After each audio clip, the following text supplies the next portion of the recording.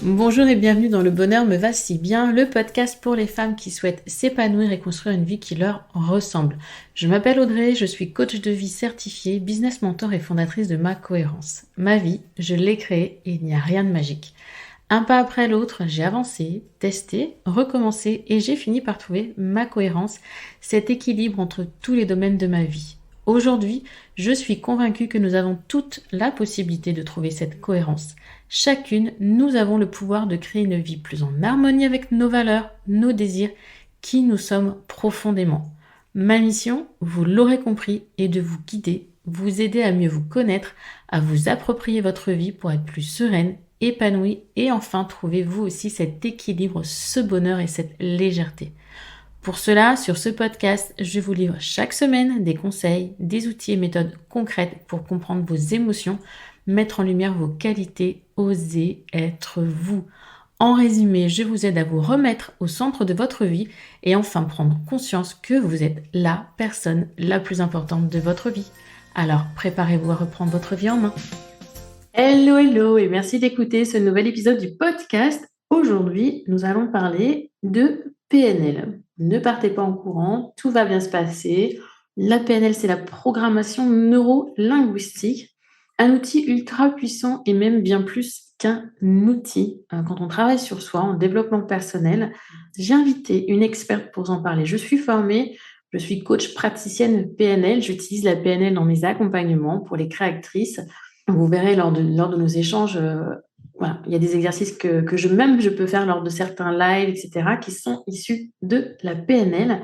J'avais besoin vraiment d'avoir une experte à mes côtés pour cet épisode, puisque je souhaitais aborder la PNL sous l'angle de la confiance en soi. Comment utiliser la PNL pour avoir plus confiance en soi? Et pour cela, j'ai invité Angélique du compte Instagram Check Your Nature, tout est attaché, qui est maître praticienne PNL et coach, pour qu'elle nous explique ce que c'est pour elle, la programmation neurolinguistique, qu'est-ce que ça lui a apporté, quels sont les piliers et surtout comment l'utiliser avec la confiance en soi. L'épisode est un peu plus long que d'habitude, on doit être à une quarantaine de minutes, je pense, mais à la fin, Angélique vous propose un exercice d'ancrage PNL. Donc écoutez-le vraiment jusqu'au bout, vous verrez qu'il y a de très beaux échanges, il y a de jolies pépites et de jolis trésors qui vont ressortir, donc vraiment écoutez-le jusqu'au bout. Et j'attends d'ailleurs vos retours avec impatience sur cet épisode, vous le savez, sur Apple Podcast, vous pouvez me faire des commentaires, sur les autres plateformes, vous pouvez me noter le podcast, vous pouvez m'envoyer un petit mail pour me dire ce que vous en avez pensé à audrey@macohérence.com. Je vous laisse donc écouter cet épisode et je vous retrouve pour la conclusion. Bonjour Angélique. Bonjour Audrey. Comment tu vas? Je vais très bien et je te remercie de me recevoir sur ton podcast et qu'on puisse échanger ensemble aujourd'hui. Merci à toi d'avoir accepté cette invitation d'une inconnue, puisqu'on ne se connaissait pas avant. On a pris le temps et tu as pris le temps avec moi de préparer cet épisode sur la PNL. PNL, c'est la programmation neurolinguistique, qui pour moi, alors, est un outil que j'utilise en tant que coach, mais je pense que je l'utilise à peine 10% de son potentiel. Donc, j'avais besoin d'une experte aujourd'hui pour parler de cette fin. Je ne vais pas en dire plus parce que tu vas l'expliquer mieux que moi. J'allais dire un mot qui est le tien et je préfère te laisser le dire. Et avant qu'on commence, Angélique, je vais te laisser te présenter, s'il te plaît, pour notre audience. Ça marche. Eh bien, je suis Angélique Preux.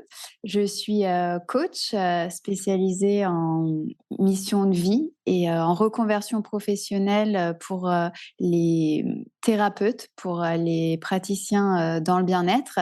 J'ai écrit également plusieurs livres publiés aux éditions Erol, dont le dernier 50 exercices pour trouver sa mission de vie.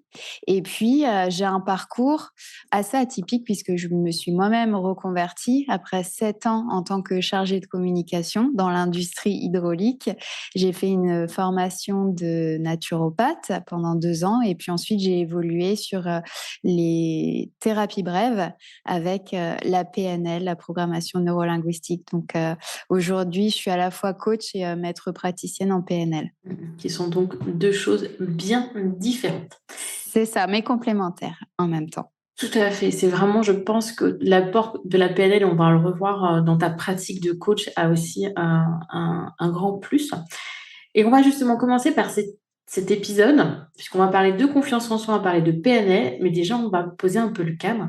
Qu'est-ce que la PNL selon toi?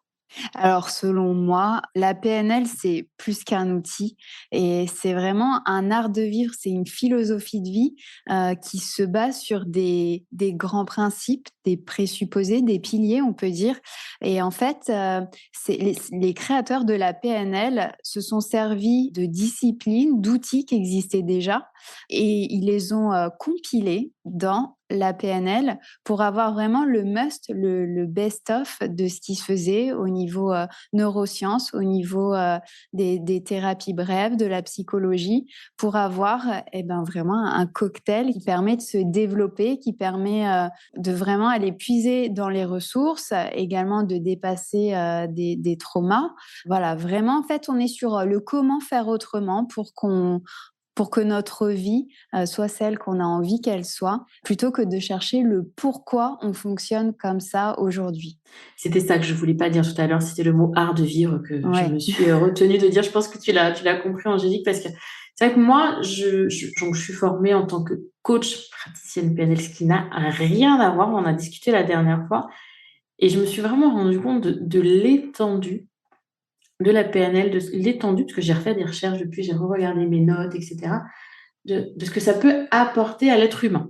Donc d'ailleurs, on va faire un petit point sur ce que toi, ça t'a apporté, la PNL, dans ta vie. Alors moi, ça m'a vraiment apporté un autre regard déjà sur moi-même et sur les autres et donc mes relations aux autres, ma façon de communiquer, ma façon de comprendre les autres et notamment le concept de carte et de territoire. Il y a un des piliers, un des présupposés de la PNL qui dit que la carte n'est pas le territoire, sous-entendu que chacun utilise sa carte, sa vision du monde, mais que le territoire est vaste et que en fonction d'une personne à l'autre, on peut avoir des morceaux de territoire, donc des bouts de carte en commun, mais avoir aussi une carte totalement différente. Et pour comprendre l'autre, plutôt que de chercher à lui imposer sa carte, on va rentrer dans la sienne et aller le comprendre dans son système du monde, dans sa vision, dans son mode de fonctionnement. Et ça, je trouve que ça change la vie. Moi, à partir du moment où j'ai intégré ce concept et où je l'ai pas seulement compris, le but de la PNL, c'est de mettre en application. C'est pour ça que je parle d'art de vivre. Une fois qu'on a compris ce concept et qu'on l'utilise, mais on voit la vie différemment. J'aime bien arrêter de supposer, arrêter de juger, arrêter de vouloir absolument imposer son point de vue à une personne qui ne peut de toute façon pas avoir ce même point de vue. Parce qu'elle n'a pas la même histoire, elle n'a pas la même vie, elle n'a pas la même éducation. C'est cette carte qui est la sienne. Tu dis, finalement, c'est ce petit côté de dire, on peut avoir des bouts de carte ensemble, mais pas l'ensemble. Et c'est une excellente image pour exprimer tout ce que t'apporte en fait la PNL quand tu le mets en pratique. Et ça, j'aime bien aussi la mise en pratique, puisque de toute façon, c'est comme tout. C'est ça, et il y a aussi une notion de responsabilité qui est très présente dans la PNL, c'est qu'on est responsable justement de sa carte du monde, de la façon dont on l'utilise, dont on la développe. Et il y a aussi un autre pilier qui dit qu'il est plus facile de se changer soi que de changer les autres. Donc à partir de là, en fait, on reprend les commandes de sa vie, on a les clés et tout part de soi pour pouvoir impacter les autres, mais vraiment en se mettant au centre et en prenant ses responsabilités. Enfin, je le dis beaucoup, ça. C'est quand je demande en coaching de fixer un objectif, il dépend de soi et uniquement de soi. On ne peut pas se fixer un objectif, dire, ah bah tiens, je voudrais que mon mari sorte la poubelle X fois par semaine. Ça complique l'objectif. C'est-à-dire que après, on est au niveau de la communication, de l'échange, du dialogue. Effectivement, on peut faire comprendre son besoin, on peut faire beaucoup de choses, mais on ne peut pas agir pour l'autre. Et on a notre part de responsabilité dans notre vision du monde, dans nos choix, dans nos comportements. Et c'est très difficile, je trouve, parfois, d'accepter cette part de responsabilité. Je ne sais pas si tu vois ce que je veux dire. Si, tout à fait. Oui. C'est indispensable. Et c'est ce qui est intéressant en PNL, c'est que on se remet au centre et on se questionne sur qu'est-ce qui nous incombe, qu'est-ce qui est entre nos mains. Ok, il y a une part de la situation qu'on peut pas changer ou qu'on subit, mais nous, en tant qu'individus acteurs de la situation, qu'est-ce qu'on fait, qu'est-ce qui est en notre pouvoir, qu'est-ce qu'on peut faire? Toujours se recentrer sur soi et on est le moteur de notre vie, on est la clé de voûte de notre existence et il n'appartient qu'à nous de créer cette existence qui nous convient, qui nous plaît, dont on a envie. C'est ça. Donc là, ça reste des phrases théoriques. Le vrai plus de la PNL, c'est qu'on passe à la pratique. Parce que oui, il y a un concept derrière tout ça, mais concrètement, qu'est-ce qu'on fait? Et grâce au protocole, grâce à des exercices qu'on peut faire, grâce à une façon de se parler aussi qui va être différente, eh ben, on est dans l'action. Et vraiment, on commence à changer les choses par un petit pas, puis un autre, puis un autre. En fait, on se construit, on se trace un nouveau chemin. Ouais, voilà. On parle la même langue avec deux préceptes différents. C'est vrai que la PNL, je ne l'utilisais pas beaucoup, mais je pense que je vais vraiment m'y remettre à fond parce qu'on a la même vision de cette responsabilité, de ce choix qui nous incombe. Là, tu nous as déjà cité 2 piliers donc, de la PNL. Est-ce que tu pourrais nous en citer quelques-uns supplémentaires, s'il te plaît? Oui, alors il y en a un aussi que j'aime beaucoup, c'est que tout peut être appris, tout peut être modélisé du moment que on le découpe en sous-parties suffisamment petites. Ça veut dire quoi? Ça veut dire que si on a un objectif, si on a un idéal, si on veut accomplir quelque chose et ça nous paraît être un Everest, une montagne à gravir, et ben en fait, en y allant un pas après l'autre, donc vraiment en découpant même un art en fait ou une méthode qui nous paraît digne d'une expertise, en le fractionnant en petites parties suffisamment infimes, on va être capable de morceau après morceau les intégrer, se les approprier et acquérir cette expertise. Mais c'est sûr que si on regarde la montagne entière, on se dit qu'on n'y arrivera jamais. C'est marrant, l'Everest, forcément, je crois qu'on est nombreuses à le prendre, cet exemple. Je leur dis toujours, bon, c'est le premier pas qui compte, et de voir en premier lieu les refuges, ces petits lieux refuges qui vont jalonner le parcours, en disant mais quel va être mon premier lieu ressource à moi, le moment où je vais me poser, je vais faire un point et je vais me reposer. Et je leur fais visualiser ça. On est déjà pas mal. Un autre pilier? Oui, on a aussi un choix est meilleur qu'un non-choix. Et celui-là, je l'aime beaucoup parce que bon, ça revient un petit peu à la notion de responsabilité et le fait de se positionner, de prendre acte, de décider, de choisir, de s'affirmer et de pas rester passif ou passive. Donc, à partir du moment où on fait un choix, on peut se tromper. A priori, on pourrait croire qu'on peut se tromper, mais en fait, non, parce qu'il y a un autre pilier qui nous dit qu'il n'y a pas d'erreur, il y a que du feedback. Donc, de toute façon, c'est soit on réussit, soit on apprend. Et dans tous les cas, en faisant un choix, on a choisi, on est maître de sa décision, de sa vie. Et oui, on est responsable du coup de ce qui se passe. Ça fait toute la différence. Prendre une décision ferme plutôt que de suivre le flow et de se dire ah oui, je suis pas bien, ah, ça va pas. Et au final, de se sentir acculé par les événements, par les choses. Au début, on n'a pas su dire je prends telle décision, je fais tel choix. Et du coup, ah oui, forcément, quand on se laisse porter un peu comme ça, il est compliqué de mettre le stop, de dire je suis pas bien, parce qu'on s'est tellement laissé porter. Donc, prendre un moment T, se dire là, c'est bon, je prends la décision, moi, je suis maître de ma vie, qu'est-ce que je veux en faire? Et ça change tout. Enfin, moi, je sais que ça vraiment change tout. Ça change tout, ouais. En termes de mindset, d'état d'esprit aussi, de l'intention qu'on met dans les choses, dans les actions qu'on prend. À partir du moment où on se dit je décide, peu importe le choix, même si c'est pas le choix idéal, c'est moi qui décide, c'est moi qui choisis, ça change vraiment l'énergie dans laquelle on est et la posture qu'on prend. Alors, la PNL, tu l'as dit, un art de vivre. Donc, c'est quelque chose qui est hyper vaste, hyper complet. J'ai choisi pour cet épisode de l'orienter vers la confiance en soi, qui est une problématique qui touche beaucoup ma communauté, donc mon audience. Mais avant qu'on parle un peu plus de confiance, je vais te demander quelle est ta définition de la confiance en soi pour qu'on pose un peu les choses.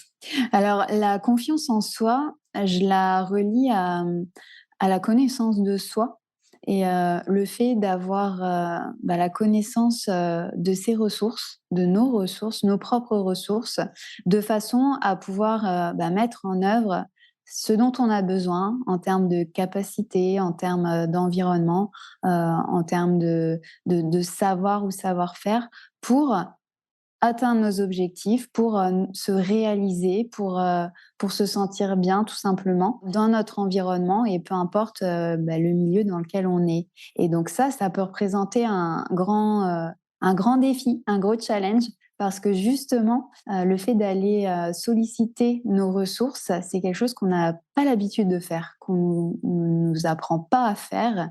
On n'a pas idée en fait de tous les trésors qu'on a en nous, qu'on a déjà utilisés et qu'il suffirait simplement de réactiver pour se faciliter la vie ou en tout cas que ce soit plus simple et se faire tomber des barrières. Mhm.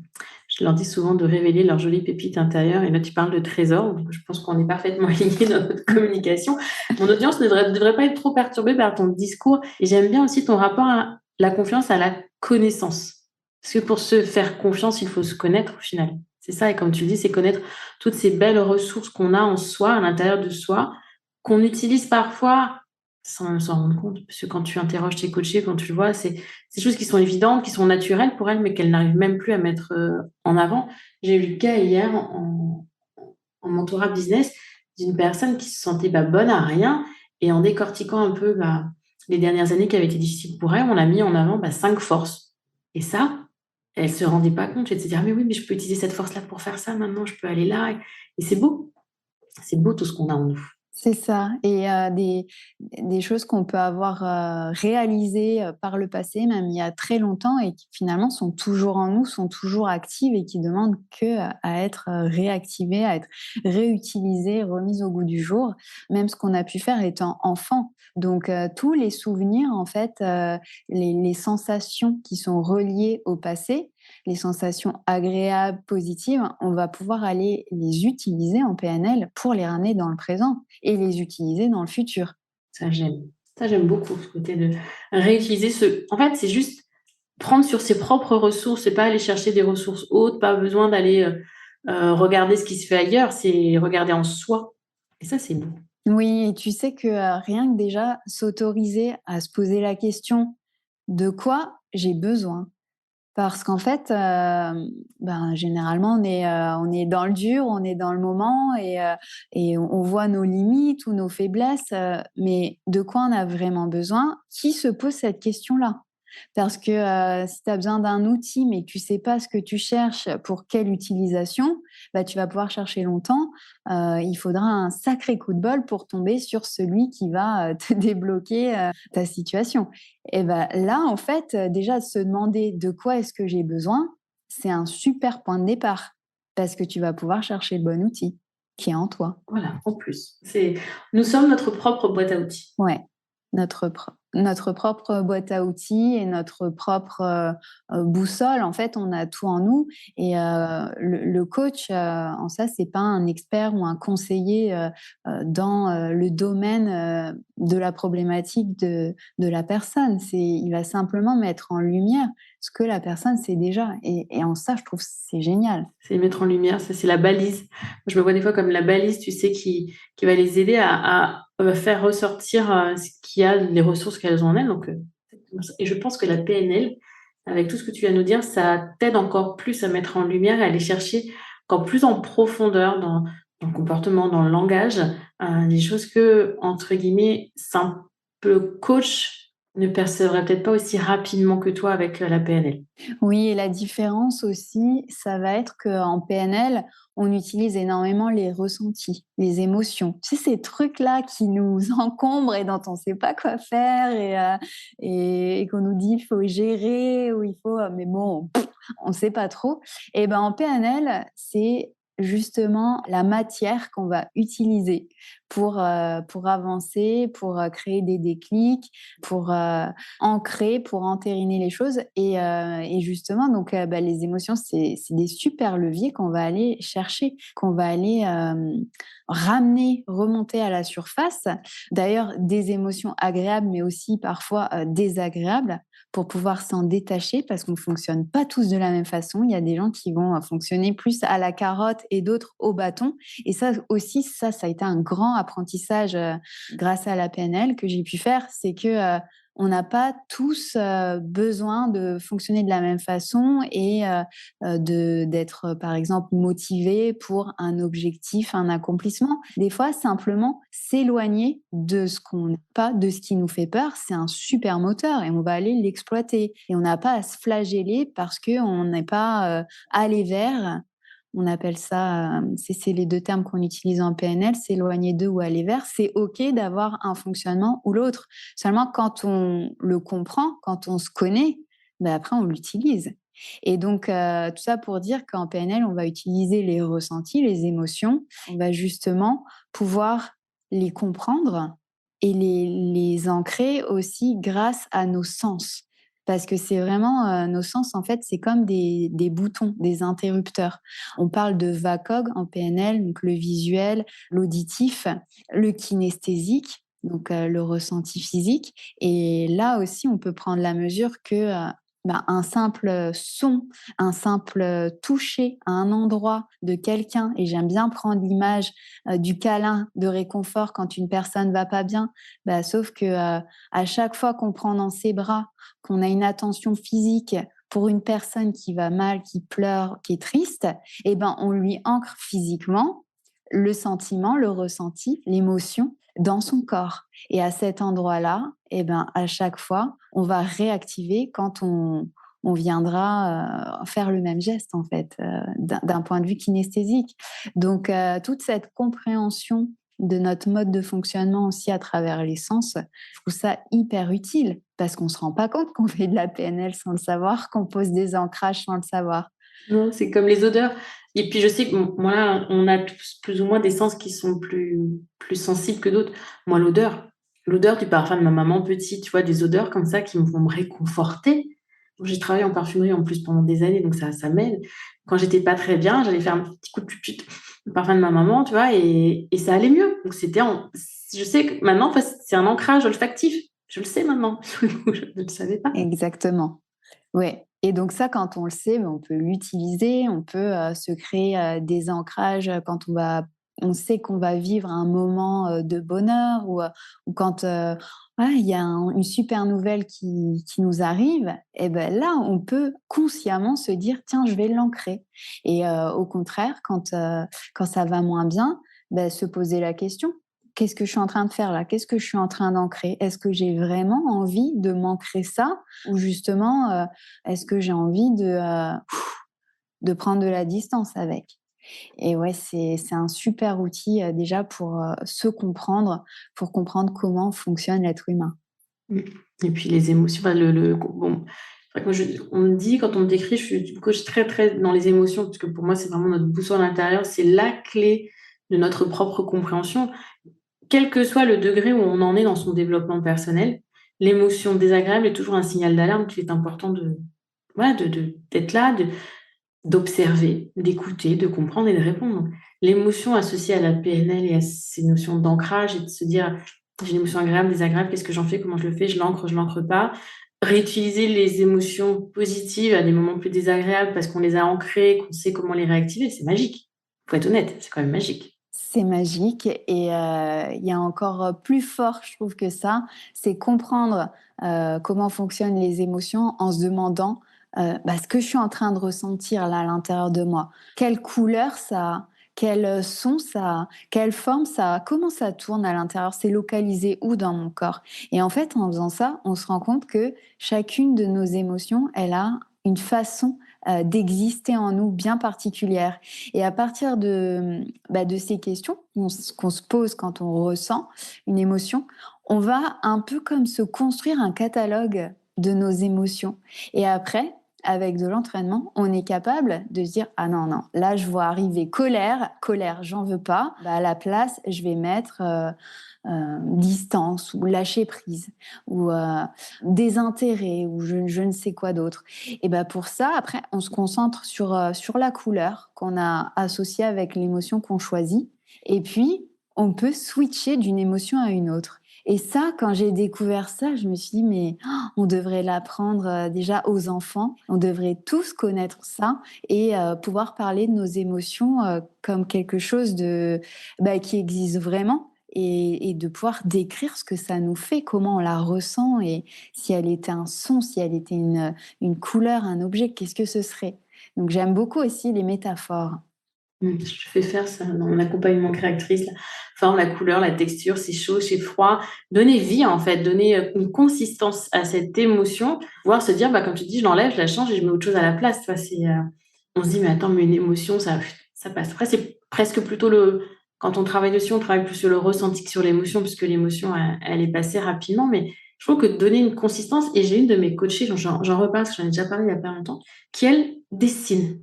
Elle donne une forme de façon intuitive, les yeux fermés à son émotion. Elle lui donne un petit nom et elle lui écrit une lettre. Et je trouve que déjà, tu vois, c'est top parce qu'on a vraiment on extrait un peu de soi les choses, on leur donne une vie, on leur donne une consistance. Et puis après, comme tu dis, bon, bah, allez, c'est bon, quoi. Sac à larmes, je veux pas te voir maintenant, je vais faire autre chose, quoi. Ouais, carrément, ouais, c'est intéressant cette, façon de se dissocier, de l'émotion, de l'état interne. Mmh, exactement. Donc, la dissocier est interne, on est en pleine PNL. On va dire, pour finaliser tous ces beaux échanges, pardon, comment, on va y passer un peu plus en pratique, utiliser la PNL pour avoir plus confiance en soi? Bah, on a parlé beaucoup de ressources et donc tout simplement faire un petit jeu avec l'ancrage, ça peut être vraiment utile. Donc moi, je te propose que, bah, là, on fasse comme si on était, en séance aussi avec nos auditeurs, que j'invite à s'installer confortablement, à prendre, ça va pas durer, longtemps, ça va être rapide, hein. En 2 minutes, on peut s'ancrer une belle ressource, une belle pépite. Donc tout simplement, voilà, bien se déposer, s'asseoir, poser ses pieds à plat sur le sol. On peut fermer les yeux aussi. On voit de toute façon toujours mieux les yeux fermés. Et puis, tout simplement, vous poser la question de quelles ressources. Alors, on utilise le terme ressources, mais ça peut être capacité, ça peut être compétence, qualité. De quoi vous auriez besoin là, dans un moment de votre vie, dans une action que vous allez avoir à faire ou un projet. Et puis une fois que vous avez identifié, par exemple, au hasard, la confiance, eh bien, de vous souvenir d'un moment de votre vie que vous avez, déjà traversé et durant lequel vous vous êtes senti particulièrement en confiance. Ça peut être même un souvenir très lointain, hein, un souvenir d'enfance où là vous vous êtes dit, «Ah, à ce moment-là, j'ai vraiment ressenti la confiance et j'ai géré au niveau confiance en moi».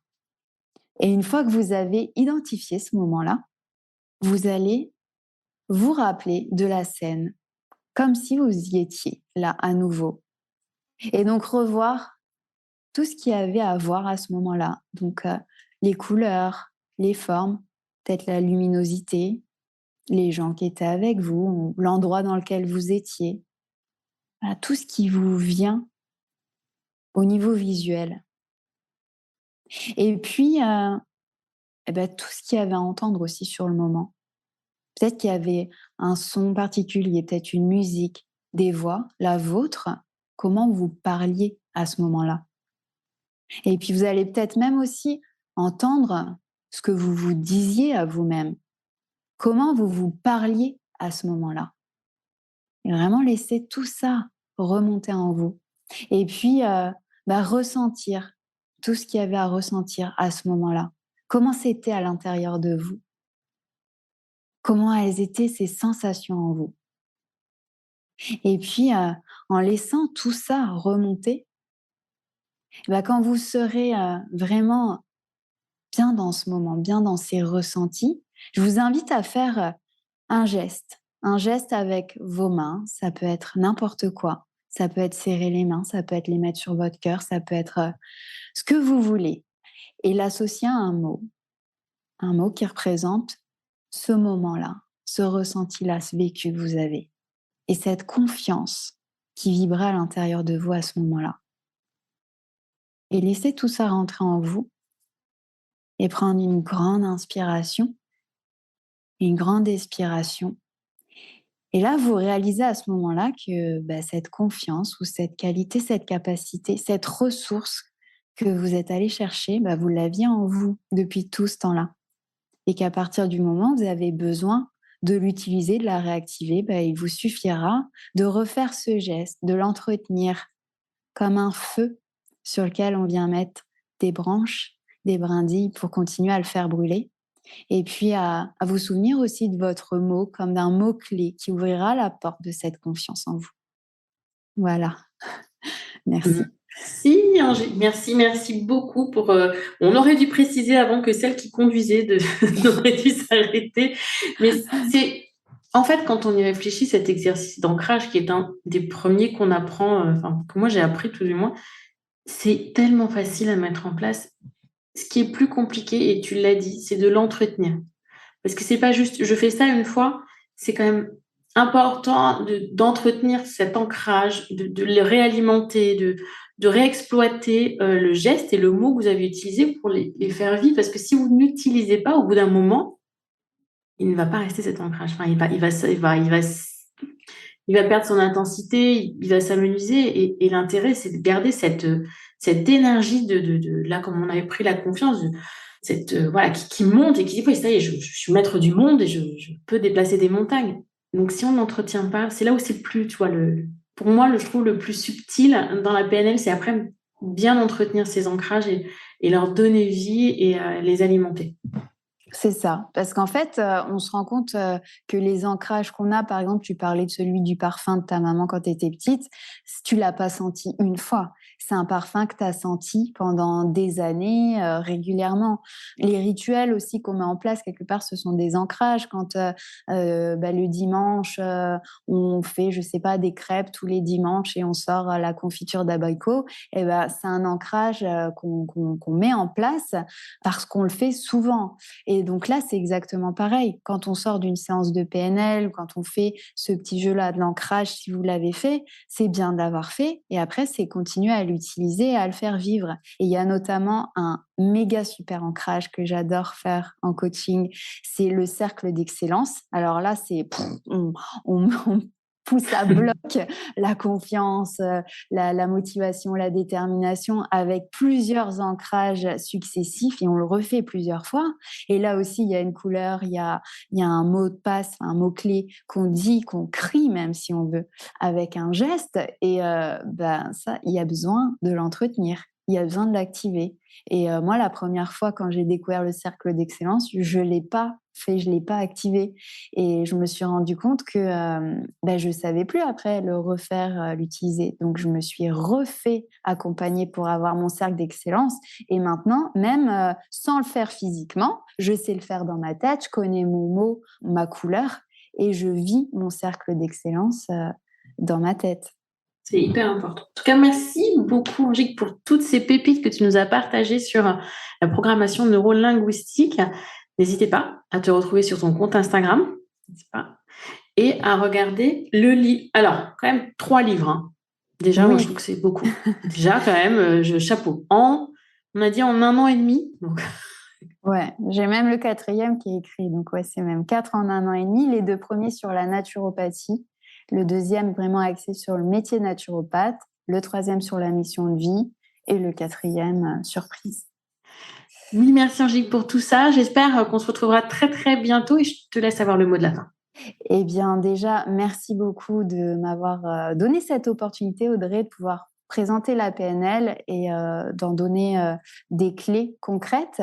Et puis, j'en profite aussi pour dire que pour les personnes qui sont intéressées, j'organise des masterclass pour rentrer dans le vif du sujet de la PNL sur 1h30 et pour vraiment vous permettre de vous approprier les outils de la PNL, les bases concrètes pour vivre la PNL dans votre vie. Si vous le pouvez, parce que parfois je sais que les personnes de la communauté, elles écoutent une première fois et réécoutent une deuxième fois. Donc, réécoutez vraiment cette fin, faites cet exercice déjà d'ancrage et voyez à quel point c'est puissant. Donc imaginez ce que ça donne en 1h30 de masterclass. C'est ça, avec tous les principes de la PNL, les présupposés, j'en ai listé 3 ou 4 au début, mais imaginez, il y en a 17. Donc, quand on met en place les 17, déjà, notre vie, notre existence prend une nouvelle tournure. Et puis, avec tout ce qui est à côté, ce que j'ai évoqué, que vous allez pouvoir, du coup, vous approprier concrètement. Merci et à bientôt, Angélique. Merci, Audrey. Au revoir. Alors, comment vous avez trouvé cet échange ? j'espère aussi intéressant et enrichissant que moi, avec Angélique. Lorsqu'on avait fait la préparation du podcast, on n'avait pas eu autant de fusion dans notre vision des choses. Et là, j'ai vraiment adoré parce on partage cette vision on choisit, on est responsable de l'importance des émotions. Alors, peut-être que vous me dites, voilà, je sais plus, on est à 89 épisodes. Celles qui ont écouté les 89 épisodes, c'est vrai que vous devez souvent entendre parler d'émotions, de choix, parce que c'est la base vraiment d'un travail sur soi. Et la PNL, elle met en exergue en fait des choses qui, pour moi, en tant que coach, sont évidentes aujourd'hui parce que j'ai travaillé sur moi pendant des années, parce que j'accompagne des femmes maintenant depuis des années. Je coach, j'accompagne, je forme. Et vraiment, comprendre et prendre conscience de la carte, que la carte n'est pas le territoire.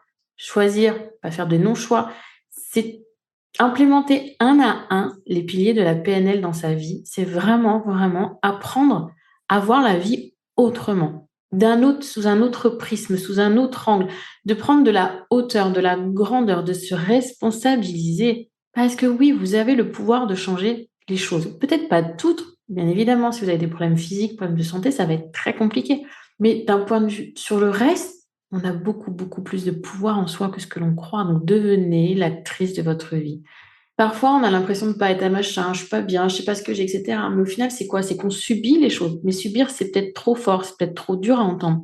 On suit le flou. On suit les choses sans se questionner, s'interroger sur ce dont on a besoin. Et ça, Angélique, elle l'a dit, sur qu'est-ce qu'on a envie. On ne sait même plus tellement on a suivi un peu la vague, le cadre.